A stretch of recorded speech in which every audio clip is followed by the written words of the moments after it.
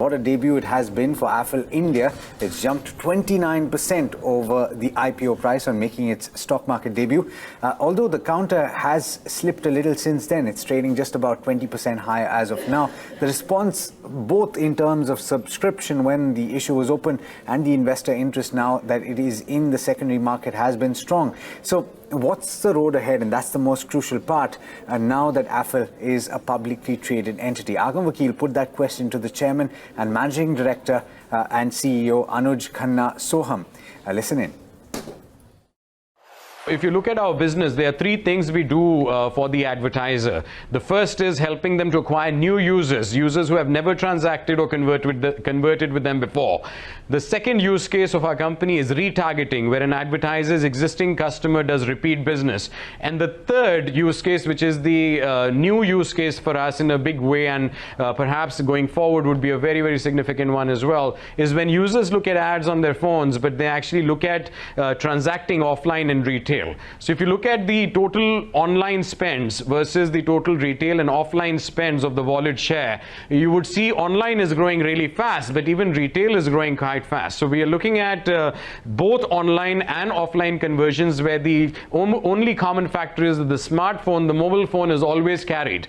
I know most of us are ready to forget our wallets at home, but we would never let our mobile phone be away from her at any moment. So I think what I'm trying to tell you is that we can use the mobile marketing and our data platform as a core strategy to integrate both online as well as offline together. While most of our business today is only online, but we are completely ready as a product to unlock the value and the growth potential of what we would now call as like omni-channel strategy. Whether it is online or offline, how do we look at the consumer with one lens and the mobile phone as the connector to make sure whether the wallet share is being spent online or being spent offline in a retail store, we can be relevant for our advertisers, and that's what our growth focus would be. Okay, Anuj, I'm not going to ask you for a guidance, and I understand you guys are a very young company. You guys have seen some staggering growth rates over the past few years.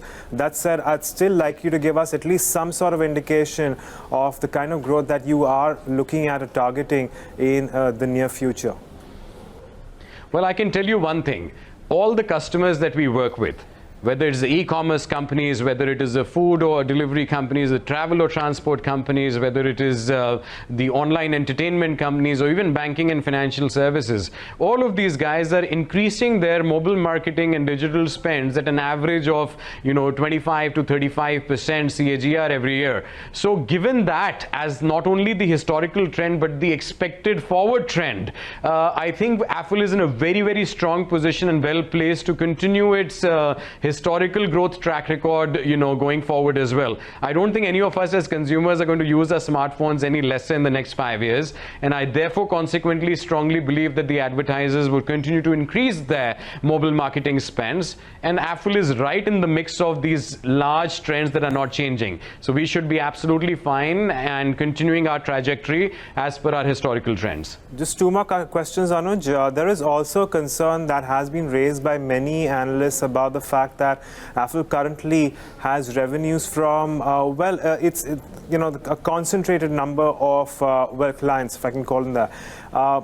Is that what your focus is going to be, building on business with those clients, or will there be diversification, or will there be a combination of the two? See, if you look at advertising, the top 6 agencies around the world, they control, I think, 70% of the advertising that happens across any medium. So this is the reality of the advertising industry, that if you work with agency groups, they are likely to become fairly large but they are not one customer. They are an agency which has multiple advertisers behind them. But when an audit happens as per the financial standards, they would report the customer concentration based on these agency groups being seen as one customer. Now, I personally know that behind that, and all my teams know that behind them are several advertisers. Even if we look at a particular large customer and advertiser, if they're working with us across multiple geographies or multiple business product lines and P&Ls, they're all run with different P&Ls, different heads. I don't see the customer concentration risk in a big way. But if you look at the last 2 years itself, the customer concentration from when we filed the DRHP to when we filed the prospectus has already come down significantly. I think earlier it was about 30%, now it's about 20%. So you would see that we will be growing every customer, but we will be reducing the dependence or the concentration with a particular one. So you should, the shareholder should take comfort from that.